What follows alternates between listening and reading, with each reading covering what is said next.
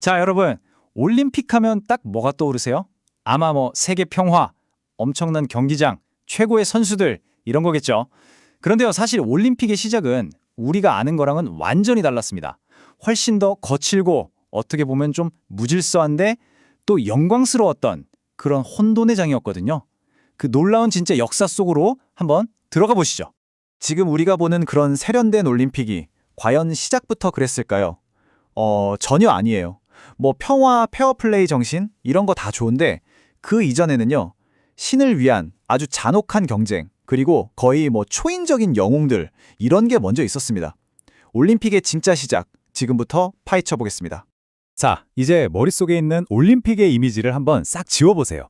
지금부터 우리는 시간을 저 억말 멀리 거슬러 올라가서 흙먼지가 풀풀 날리는 고대 그리스의 경기장 그 한복판으로 들어갈 겁니다. 이게 진짜 놀라운 사실인데요. 고대 올림픽은 그냥 스포츠 경기가 아니었어요. 이게 뭐냐면 바로 제우스 신에게 바치는 아주 신성한 종교 축제였습니다. 그러니까 선수들이 보여주는 그 모든 엄청난 기술과 힘은 사실 신에게 저 이만큼 헌신적입니다 하고 보여주는 증거였던 거죠. 그때 당시의 운동선수들은요, 요즘 우리가 생각하는 스포츠 스타 그 이상이었어요. 거의 뭐 신과 인간의 중간, 반신 반인 같은 존재로 대접받았죠. 이게 어느 정도였냐면요, 우승한 선수의 동상에 병을 고치는 힘이 있다고 사람들이 진짜로 믿었을 정도라니까요. 말 그대로 신의 은총을 받은 살아있는 영웅, 딱 그거였습니다. 이 모든 열광, 이 모든 열정의 중심에는 딱 하나의 개념이 자리 잡고 있습니다.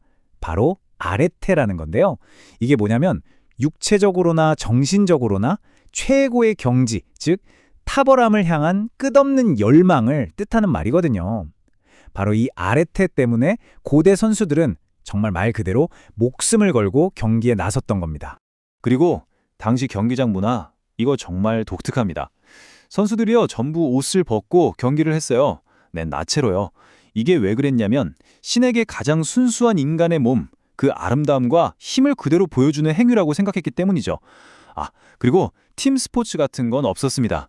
오직 개인의 영광, 모든 영광은 단 한 명의 승자에게만 돌아갔습니다. 당시 챔피언들은 진짜 신화성 인물들이었어요. 예를 좀 들어볼까요? 크로톤의 밀론이라는 레슬링 선수가 있었는데 이 사람 훈련법이 기가 막힙니다. 매일 갓 태어난 송아지를 어깨에 메고 다녔는데 그 송아지가 다 자란 황소가 될 때까지 계속 들고 다녔대요. 상상이 가시나요? 또 타소스의 테아게네스라는 복서는요. 무려 1300번이 넘게 이겼다고 합니다. 이건 뭐 거의 인간의 한계를 넘어선 거죠. 고대 올림픽이 얼마나 처절했는지 보여주는 정말 유명한 이야기가 하나 있습니다. 팡크라티온이라는 격투기 선수, 아리키온의 이야기인데요. 결승전에서 상대한테 목이 졸려서 거의 죽기 직전이었어요. 숨이 끊어지는 바로 그 마지막 순간에 남은 힘을 쥐어짜서 상대방의 발목을 부러뜨립니다. 상대가 고통을 못 이기고 항복을 외쳤죠. 그런데 바로 그 순간 아리키온은 이미 숨을 거둔 뒤였습니다. 심판들은 어떻게 했을까요? 죽은 아리키온의 손을 들어주면서 우승자로 선언했습니다. 죽음으로 증명한 승리. 이게 바로 고대인들이 추구했던 아레테의 정수였습니다. 자, 그런데 이렇게 치열하고 뜨거웠던 올림픽이 어느 날 갑자기 역사 속에서 그냥 사라져버립니다. 그것도 무려 1500년 동안이나요? 기원전 776년에 시작된 고대 올림픽이 서기 393년에 막을 내립니다.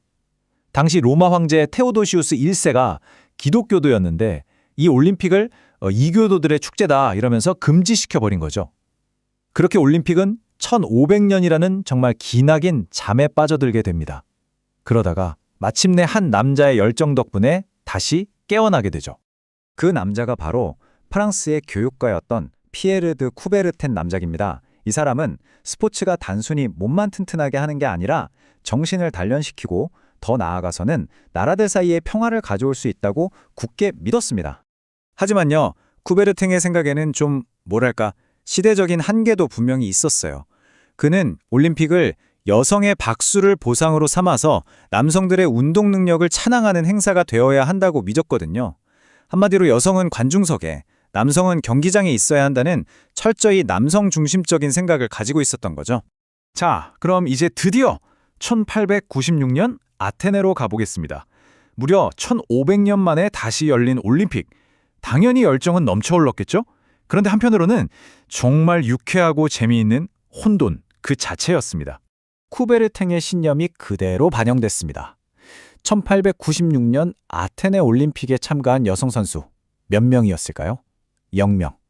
단 한 명도 없었습니다.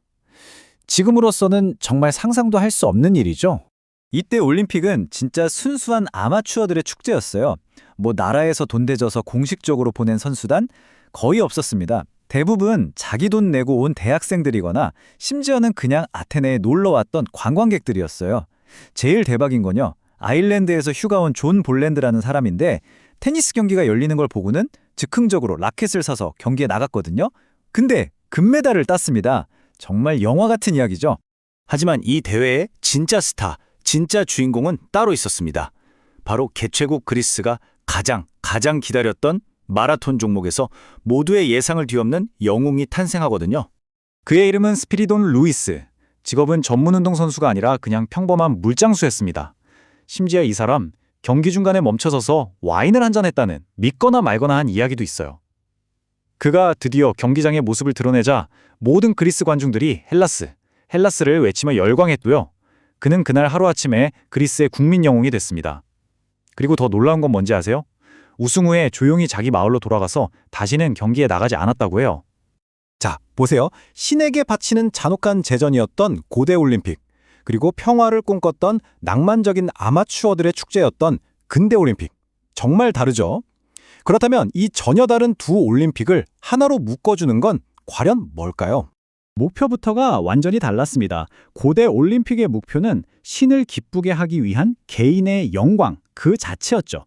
반면에 1896년의 근대 올림픽은 국가 간의 평화와 이해를 높이는 게 목표였습니다. 하지만 그 근본에 흐르는 정신은 똑같습니다. 바로 오늘 우리가 계속 이야기했던 아레테, 인간의 한계를 넘어서려는 그 탁월함을 향한 끝없는 도전 정신이죠. 그 대상이 신이었던 국가였던 아니면 자기 자신이었던 최고가 되고자 하는 그 뜨거운 열망만큼은 수천 년의 세월이 흘러도 변하지 않은 겁니다. 결국 올림픽은 늘 그 시대를 비추는 거울 같은 존재였습니다. 그렇다면 엄청난 자본과 최첨단 기술, 그리고 끊이지 않는 논란 속에서 열리는 지금의 올림픽은 오늘을 살아가는 우리 자신의 어떤 모습을 비추고 있는 걸까요? 여러분도 한 번쯤 생각해 보시면 좋을 것 같습니다.